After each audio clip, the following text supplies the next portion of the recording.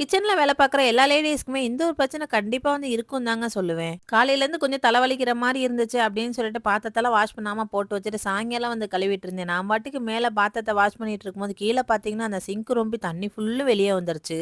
அப்புறம் என்ன டபுள் வேல தான் எல்லாத்தையும் வந்து கிளீன் பண்ணி விட்டுட்டு சிங்க்ல இருக்க பாத்திரத்தெல்லாம் எடுத்து போட்டு இந்த பவுடர் வந்து வாங்கி வச்சிருந்தேன். அத வந்து அந்த ஹோல்குள்ள போட்டுட்டு சுடு தண்ணி ஊத்திட்டு தான் வந்து அடுத்தே வந்து வாஷ் பண்ணவே ஆரம்பிச்சேன். எல்லாத்தையும் வாஷ் பண்ணியாச்சு. இந்த லஞ்ச் பேக் மட்டும் பார்க்காம விட்டுட்டேன். கடைசியில அதையுமே எடுத்து கழுவுறதுக்கு வந்து போட்டு விட்டாச்சு.